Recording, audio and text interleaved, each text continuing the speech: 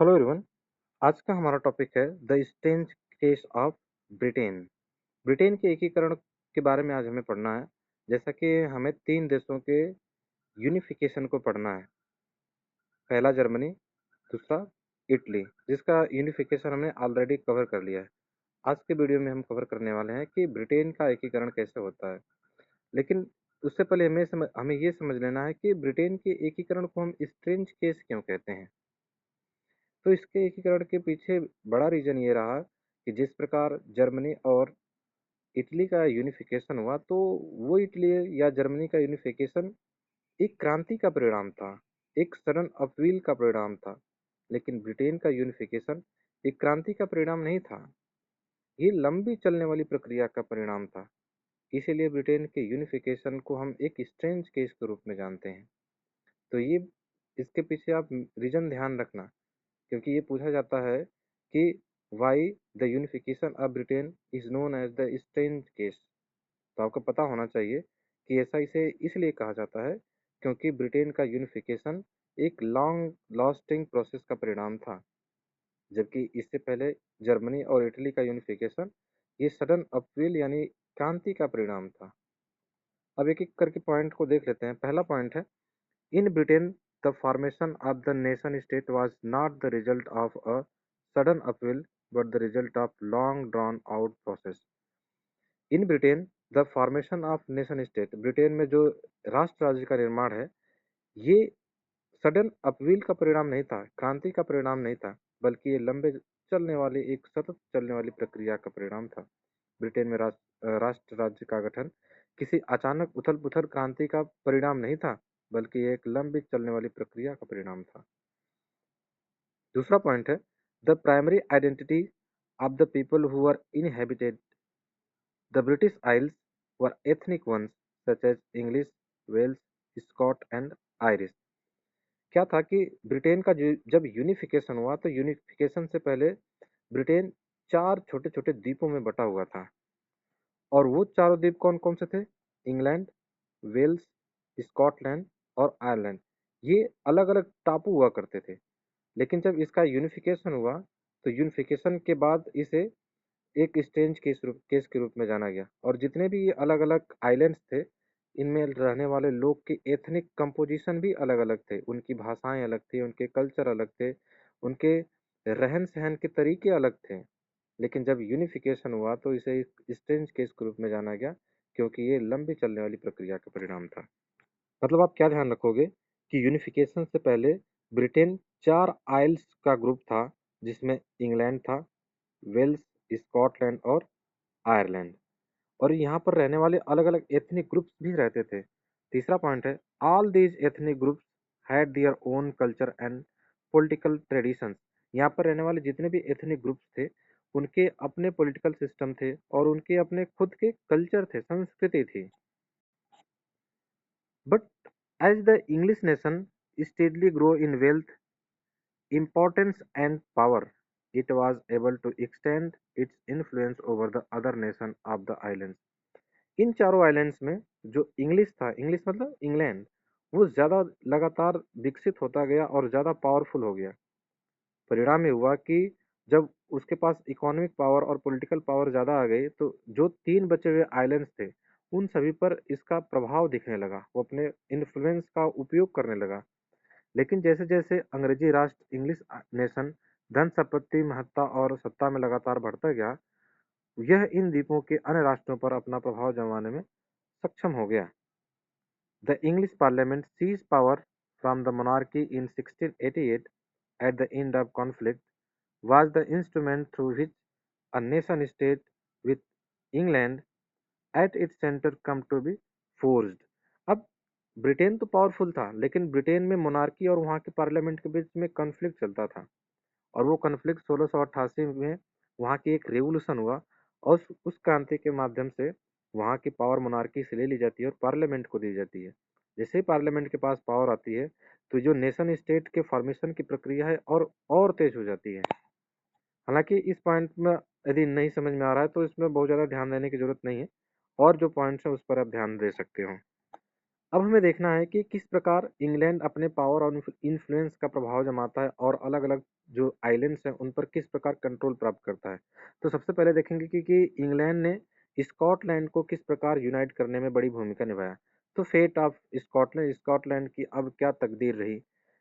पहला पॉइंट है the act of union 1707 1707 में एक एक्ट ऑफ यूनियन की संधि हुई किसके किसके बीच में, England and Scotland, resulted in the formation of United Kingdom of Great Britain, permitted England to impose its influence on Scotland. अब इंग्लैंड ने अपने पावर का उपयोग किया और स्कॉटलैंड पर नियंत्रण स्थापित करने के लिए वहां उनके साथ एक संधि की, और संधि करने के बाद Scotland United Kingdom of Great Britain का पार्ट बन गया।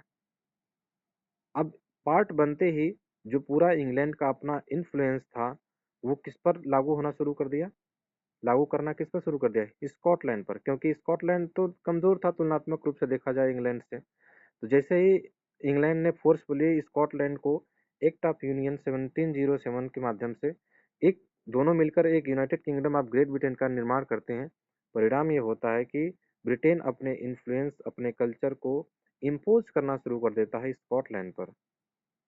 The British parliament was dominated by English member. अब वहाँ की जो पार्लियामेंट थी, पार्लियामेंट में स्कॉटलैंड के भी मेंबर थे और इंग्लैंड के भी मेंबर थे, क्योंकि अब ये दोनों मर्ज हो गए हैं। लेकिन मेंबर्स कौन किसके सबसे ज़्यादा थे, अंग्रेजों के। जब अंग्रेजों के मेंबर्स ज़्यादा होंगे तो ऐसे ही कानून पास हो पाएंगे जो अंग्रेजों के हितैषी रहेंगे, या इंग्लिश मेंबर जैसा चाहेंगे उसी हिसाब से कानून पास करेंगे। The growth of British identity meant that Scotland's distinctive culture and political institutions were systematically suppressed।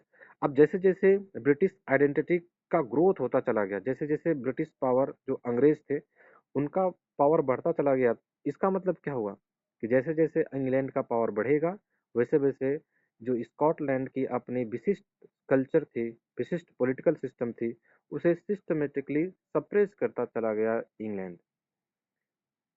ठीक है। The Catholic clans that inhabited the Scottish Highlands suffered terrible repression whenever they attempt to assert their independence। अब जब England अपने culture को, Scotland के culture को नज़रअंदाज करते हुए उन पर थोप रहा था, तो बहुत सारे लोग इसके खिलाफ प्रोटेस्ट करने भी आए, लेकिन उनका टेरिबल रिप्रेशन किया गया, भयानक दमन किया गया जब भी ये अपनी स्वतंत्रता के लिए आवाज उठाते थे।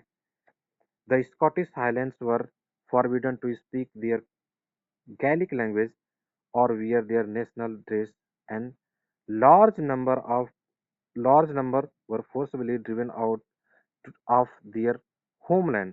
अब क्या हुआ, इतना उन पर दमन किया गया कि उनको खुद की लैंग्वेज, जो उनकी लैंग्वेज क्या थी, गैलिक, उस लैंग्वेज को भी बोलने से मना कर दिया गया। बहुत सारे लोगों को अपने ड्रेस पहनने से मना कर दिया गया, साथ ही साथ नंबर्स ऑफ बहुत सारे स्कॉटलैंड को अपने खुद के घर को छोड़ने पर मजबूर किया गया।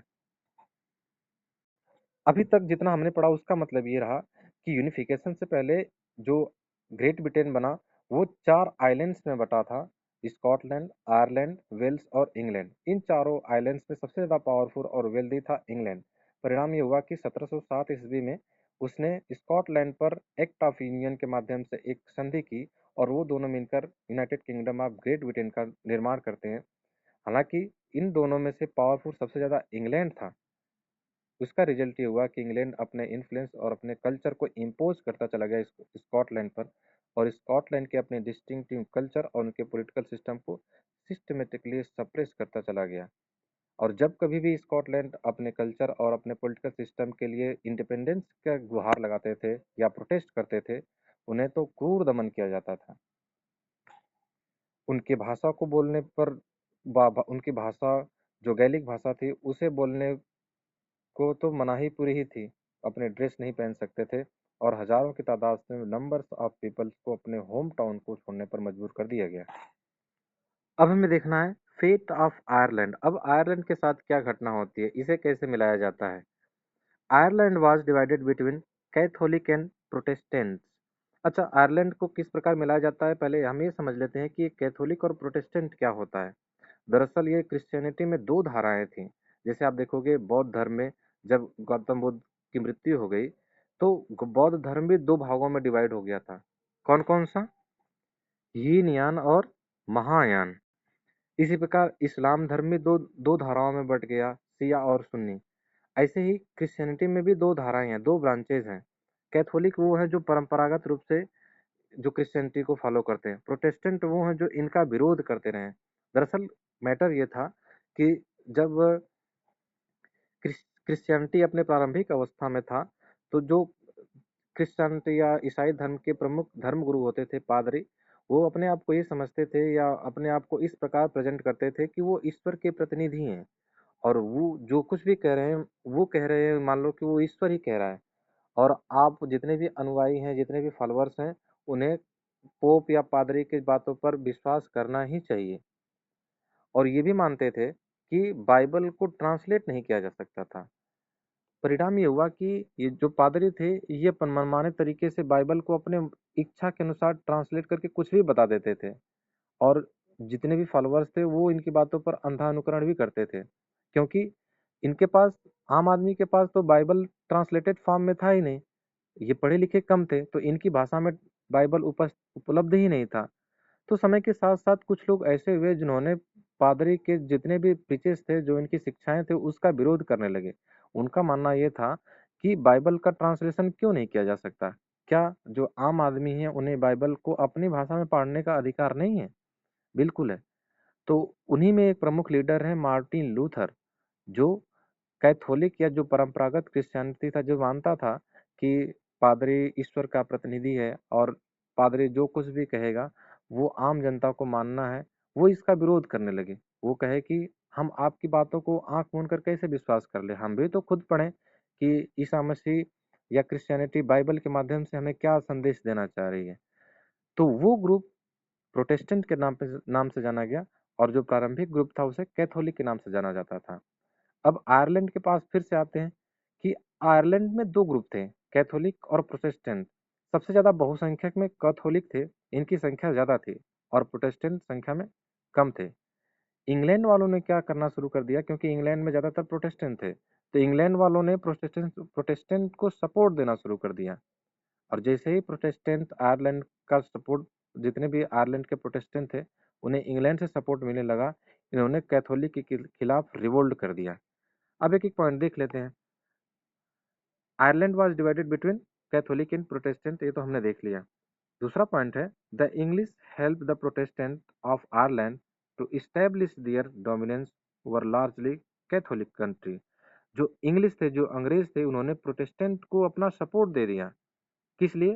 ताकि ये जो आयरलैंड जो लार्जली कैथोलिक कंट्री है, उस पर अपना डोमिनेंस स्थापित कर पाए। अंग्रेजों ने मुख्य रूप से कैथोलिक देश पर अपना प्रभुत्व स्थापित करने में आयरलैंड के प्रोटेस्टेंटों की मदद की। Catholic revolts against British dominance were suppressed. यदि कैथोलिक आयरलैंड के जो कैथोलिक थे, जो बहुसंख्यक में थे, जिनकी संख्या ज्यादा थी, इन्होंने ब्रिटिश के खिलाफ विरोध भी किया, लेकिन इसे भी क्या कर दिया गया? सप्रेस कर दिया गया, क्योंकि उस समय ब्रिटेन पावरफुल था, इकोनॉमिकली और पॉलिटिकली पावरफुल था, और उन्होंने जितने भी उनके खिलाफ विद्रोह होते थे, रिवोल्ट्स होते थे, उन्हें दबा देता था वो। After the failed revolt led by the Wolfe Tone and his United Irishmen, 1798, Ireland was forcibly incorporated in the United Kingdom in 1801। अब कितना भी विरोध हुआ आयरलैंड में, वहां के कैथोलिकों ने प्रोटेस्ट किया, परंतु फोर्सफुल 1801 में उसे United Kingdom of Great Britain में मिला लिया गया।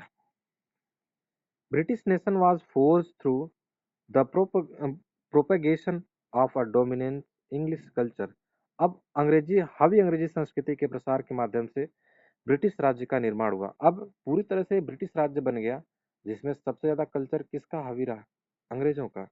The symbol of the new Britain, British flag, Union Jack, the national anthem, God save our noble king, the English language were actively promoted, and the older nations survive only as the subordinate partners to the unions। अब क्या हुआ? जब Britain का निर्माण हो गया, Britain का गठन हो गया, तो एक नया फ्लैग इंट्रोड्यूस किया गया, जिसे क्या कहा गया? Union jack. एक नेशनल एंथम वहाँ की बनाई गई, जिसे कहा गया God save our noble kings, ईश्वर हमारे नोबल किंग को सेव करे। वहाँ की एकमात्र भाषा घोषित कर दी गई इंग्लिश लैंग्वेज।